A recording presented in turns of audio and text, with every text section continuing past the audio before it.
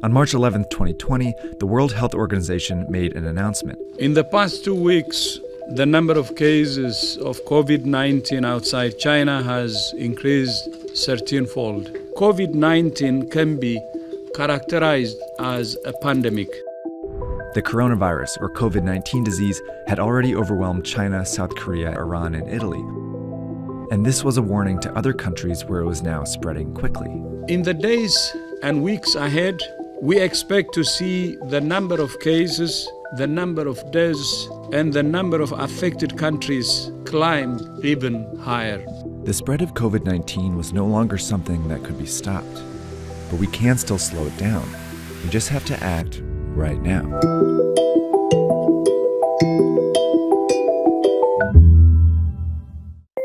Someone with COVID-19 usually develops a fever and a cough. Aches, pains, and other mild symptoms are also possible, but are less frequent. But the severity of those symptoms varies, and for some people who get the virus, you might never show symptoms at all. Based on the data from China, the vast majority of cases are not life-threatening. In 80% of cases, people experience only mild disease, but in 20% of cases, the disease can manifest in a more serious way. It can develop into quite a severe pneumonia where people need to be hospitalized and put on ventilators. Overall, it seems like about 1% to 2% of known cases lead to death, but that rate is much lower for young people and much higher for the elderly. And it also seems that people with unmanaged underlying chronic diseases, they also have a tougher time overcoming the virus. The virus also seems to be very contagious, more contagious than the flu. All you need to do to spread COVID-19 is cough or sneeze on someone else, touch a surface where the virus still lives, and then put your hand in your mouth or your eyes or your nose. After getting infected, it can take an average of 5 to 6 days before you feel sick and your symptoms start to appear. But you can already spread it to people in that period, even if you feel healthy. Just as people realize they're sick, they seem to be at the most risk of passing it along to others. That's how the virus has been so effective at spreading across the world so quickly, and why the WHO was now calling COVID-19 a pandemic. But what they said next was just as important. We cannot say this loudly enough. All countries can still change the course of this pandemic. And that depends on something each of us needs to do as individuals. So diseases become really dangerous when everyone gets sick at once and the health system becomes overwhelmed. In any hospital, the capacity to treat patients is limited by how many beds they have. Think of this as the number of beds in your local hospital at any given time. A couple are already filled by patients receiving treatment for things like a car accident injury or a stroke. And this dot represents one person who's healthy and decides to go out like usual. They jump on the subway and head into the office where they catch COVID-19. But they don't feel sick right away, and might not for several days. So later they go to a basketball game, where they unknowingly infect 2 or 3 more people. Most of these people will have relatively mild cases, but one might be an elderly person with a severe case who will eventually have to go to the hospital.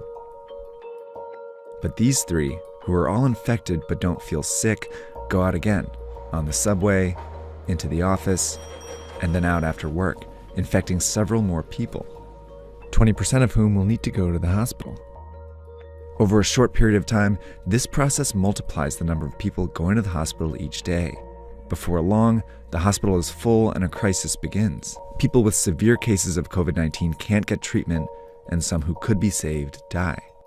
Plus, people with other issues can't get treatment either, and some of them die. This surge of severe cases causes avoidable deaths. That's what happened in South Korea, Iran, and Italy, all of which went from 100 to more than 5,000 cases in less than 2 weeks. A lot of people died because they couldn't get into the hospitals. This surge is made up of only severe cases, but it was generated by people who didn't feel sick, spreading the disease in public. Which means the people who can do the most to avoid these unnecessary deaths are these people. And that means all of us. To slow the virus down, you need to act as if you already have it. By avoiding public transportation, the office, crowded places, and even small social gatherings, you decrease your chances of both getting the disease and spreading it. This is called social distancing. If enough of us do it, the virus still spreads, but much slower. Over time, many people might still get infected, but fewer severe cases show up to the hospital each day, never overwhelming the system.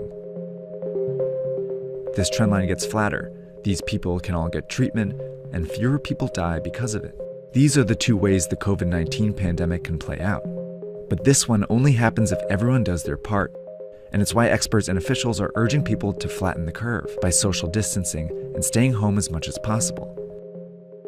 It's also why in the US, many companies are helping by requiring employees to work from home, and major sports leagues have canceled their games for the time being. It may seem drastic, but it's worked before.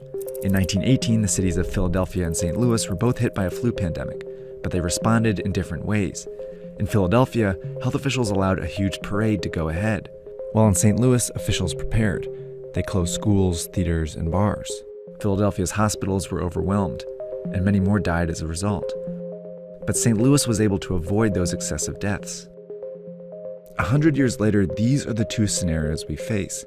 A difference not in whether you get the coronavirus, but when you get it. That could mean the difference between life and death, maybe for someone you know.